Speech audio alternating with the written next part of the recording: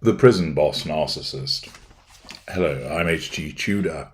As you know, I put a rich and varied number of individuals under the Tudor scope to make a determination as to, is this person a narcissist, to help you understand more about their behaviours and what it is that we see in those behaviours that marks them out as a narcissist.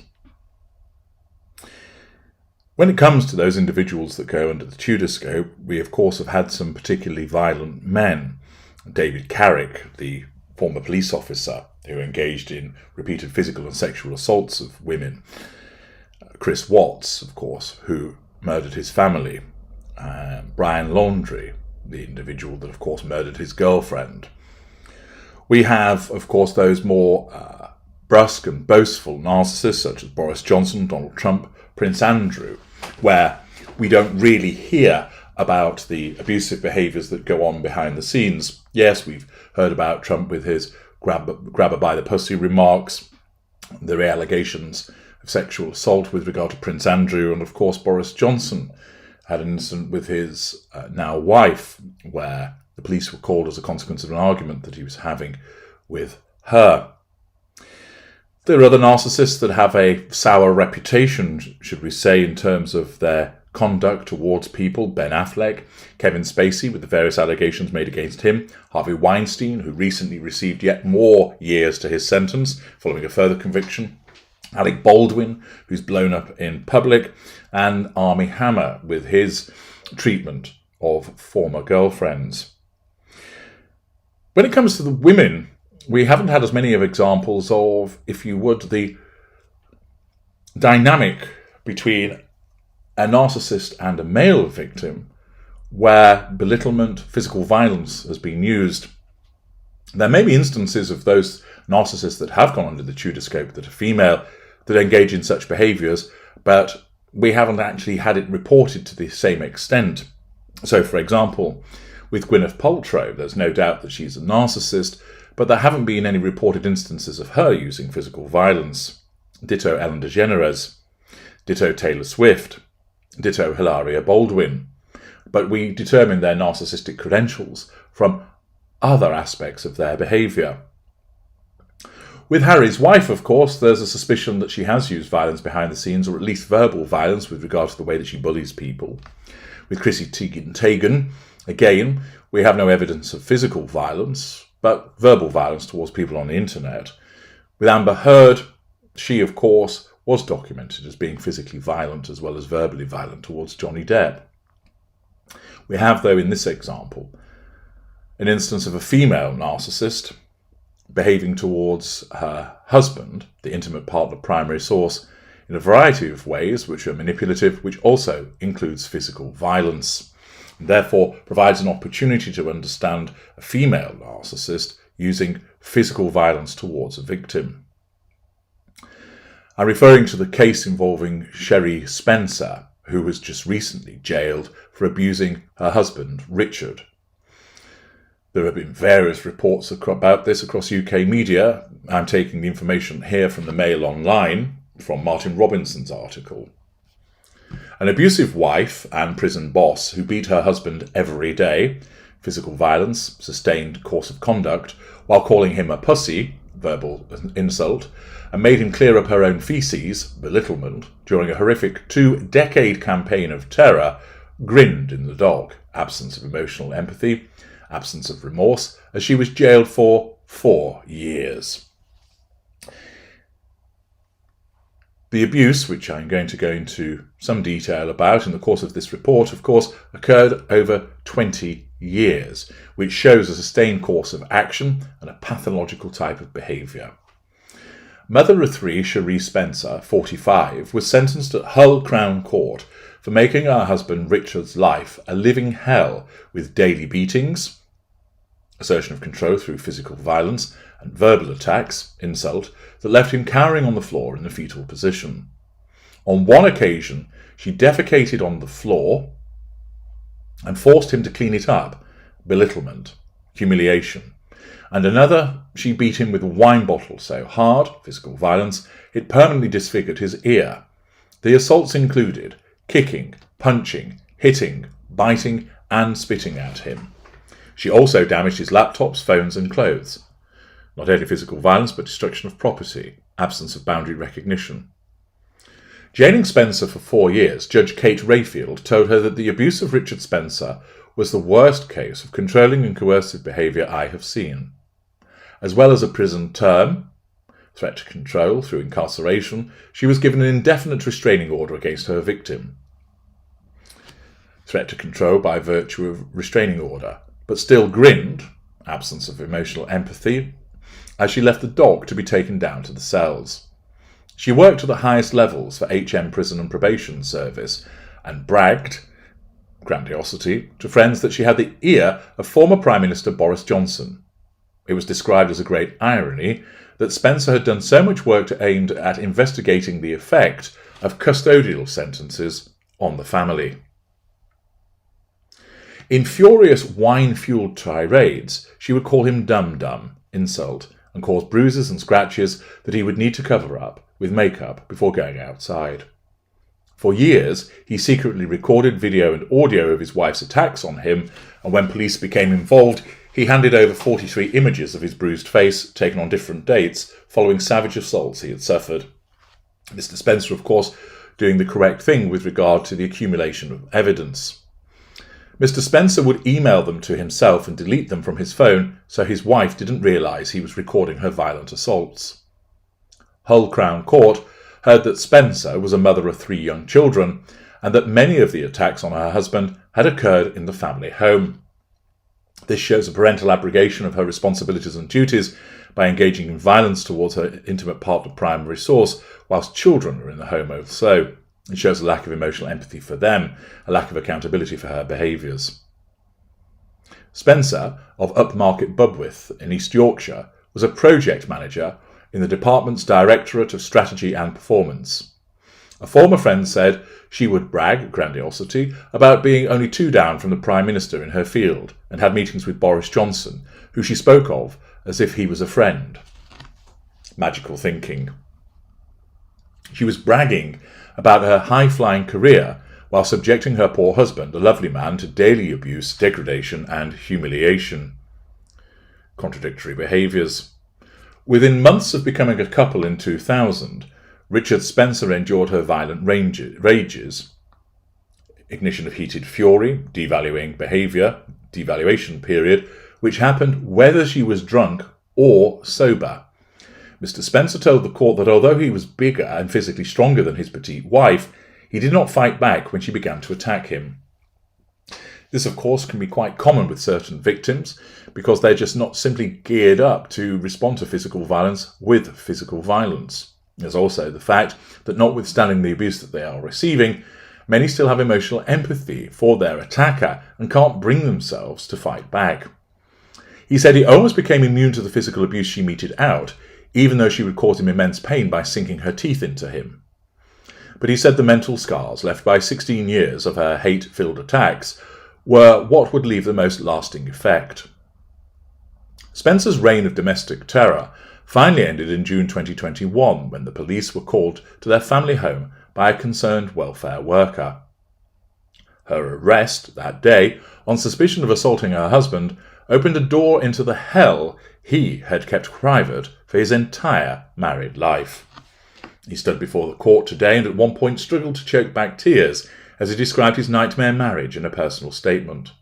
Mr. Spencer said, "From September 2000 to June 2021, sustained period, Cherie subjected me to hundreds of physically, mentally and emotionally abusive episodes, perpetrated in a pattern of behaviour going back over 20 years, almost half my life." Notice that this devaluing behaviour during the sustained devaluation period includes not only a range of manipulations but also shows that he was neither moved to escape nor was she moved to disengage from him. The article continues, "I have become resigned to the fact that I will never fully recover from her abuse and that it will have a permanent damaging impact on mine and my family's life. Cherie's abuse towards me evolved and escalated over time. She used repeated acts of physical assault, threats, verbal abuse and humiliation to punish and exercise control over me. All of those, of course, are forms of an assertion of control and rudimentary manipulations. The abuse was hidden from the outside world, including friends and family, which demonstrates the use of a facade. Cherie manipulated me into believing that I was a responsible and willing participant in the abuse, blame-shifting and gaslighting. She remorselessly proclaimed that I deserved to be punished, and that it was a justifiable consequence of me disappointing her in some way. Little by little, I lost my independence and willpower, and just accepted that was how my life was going to be. I complied with Cherie's demands, and she controlled most aspects of my everyday life, including things like what activities I could participate in, and when, which room I could sleep in, and even which toilet I could use. Gradually, I became isolated from family and friends, use of isolation to assert control, and was left deep in debt, financial control, causing me to feel trapped. Mr. Spencer said that restraining his wife was his only hope of avoiding serious injury, but the act of holding her still provoked her wrath. Threat to control by him restraining her, amounting to ignition of fury. He told the court, "I became increasingly hardened to the physical attacks that were usually inflicted when Cherie had been drinking alcohol, such as the kicking and the punching, although some things were particularly painful, such as biting and nipping. I'm physically bigger and stronger than Cherie, so I could restrain her if the pain became unbearable. However, I could only hold her for so long, and when the time came to let go, she would be even angrier, and the injuries she would inflict afterwards were always worse. After a while, I learnt to cover my face with my hands and curl up into a fetal position to try and avoid sustaining any visible facial injuries so that I could still take the children to school and nursery." The worst of the assaults occurred in April 2021 when his wife attacked him with an empty wine bottle. The court heard that Spencer beat him with the bottle all over his head and body, assault with weapon, but causing a serious injury to his ear, which swelled dramatically. Mr. Spencer said he needed hospital treatment, which his wife responded to by calling him a pussy. Lack of compassion, lack of emotional empathy, verbal insult. She looked up YouTube videos on how to drain blood from the ear by puncturing it with a knife. When he refused, she told him that if he used his name at the hospital, she would stop him coming back into the family home. Threat. She ordered him to use her brother's name, and he did as he was told as he was booked into A&E, fearing the reprisals that would happen if he did not. Richard Pratt, KC, defending, said there was little he could say to mitigate against Spencer's appalling treatment of her husband, and described her professional accomplishments as ironic. He said it was almost impossible to recognise her professional person as the same woman who subjected her husband to the shocking and distressing attacks, points to the use of a facade. Mr. Pratt said it is perhaps particularly ironic that one of the projects she has been working on has been dealing with the effects of custodial sentences on the family. That is an irony. But what is important and significant is that she continued to work and has an excellent work reputation and record. He said that Spencer had suffered bouts of depression and anxiety throughout her life, which she had wrongly sought to self-medicate by drinking alcohol, blame-shifting, use of ill health as an excuse. The court was told that on some days she would drink as much as 3 bottles of wine. Judge Rayfield described how she had sat through 2 hours of video and audio recordings of Spencer hurling hateful abuse at her husband. She added, "In one of these recordings it is clear you had defecated on the floor. Your husband can be heard scrubbing while you're heard to say to him, 'I made you do that. All I asked you to do was go to the shop,' blame shifting.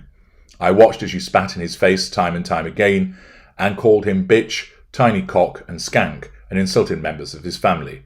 Belittlement, humiliation, insult. You whispered in his face in the most sinister way, shouted demands and instructions at him, get the fucking chicken, get to the fucking shop, and warning him, you will learn. Threat. By your actions, you intended to humiliate or degrade Richard, and you have caused him significant psychological harm. Richard Spencer was a vulnerable victim, isolated from his family and trapped financially. Spencer admitted coercive and controlling behaviour and 3 counts of assault, occasioning actual bodily harm. The charges could only cover a 5-year period dating from the time the law on controlling and coercive behaviour was passed in late 2015. But Judge Rayfield said she took account of Spencer's persistent behaviour towards her husband because it cast light on his vulnerability as her victim. We are able to discern with regard to Cherie Spencer's behaviour that in a court of law and her guilty plea was that she accepts that she behaved in this fashion for a 20-year period of time, and therefore in the circumstances We have a range of behaviours which have occurred over a sustained period of time which point to them being pathological with regard to her personality that would support the fact that she's a narcissist. Also, in support of that, we see that she operates with a sense of entitlement. She would order Mr. Spencer around. She expected an immediate response. She demonstrates a lack of accountability. She's told lies. One would imagine that she would not provide much in the way of domestic help, causing him to have to do it, for instance, where it was stated about getting the chicken on and getting to the shop, etc. She would not have provided him with any emotional support. She would not have any genuine friends. She would not address their relationship issues in a constructive or meaningful fashion. One would gain the impression that she was someone who would never apologise. There's evidence of grandiosity. She thinks she's better than she actually is, engages in showmanship, brags about her perceived successes, and she's vain. One could imagine that she would also dominate conversation. There are clear haughty behaviours. She's rude, dismissive, arrogant, believes she's always right, and obnoxious. There is a sustained range of manipulative behaviours, which includes the telling of lies, triangulation with object, triangulation with person, physical violence, smearing, invalidation, belittlement, withdrawal, denial, guilt, provocation, projection, blame shifting, use of threat, control through finances, use of insult, heated fury, destruction of property, revision of history, shouting, argumentativeness, bullying, intimidation, deflection, false accusation, accusations out of nowhere, vagueness, and use of ill health. There are issues with regard to boundary recognition as a consequence of asset appropriation and a lack of privacy. She shows aspects, of course, of the narcissistic dynamic. From the information given, facade management, treats others as an extension of self. Black and white thinking, the exhibition of the need to assert control, the exhibition of a response to a perceived threat to that control. Hypocrisy, objectification, compartmentalization, paranoia, competitiveness, superficiality. It's also evidence that there is a lack of emotional empathy occasioned by the way that she has treated him as a whole, her manipulative behaviours, and also the way that she has abused her children's father, therefore having no due regard for how that impacts upon them. So there is a wide range of narcissistic indicators over a sustained period of time that would easily get her over the threshold to be found to be a narcissist. If you're interested in what school and cadre she would be, then join me in the complementing video where I ascertain that. I'm H.G. Tudor. Thank you for listening.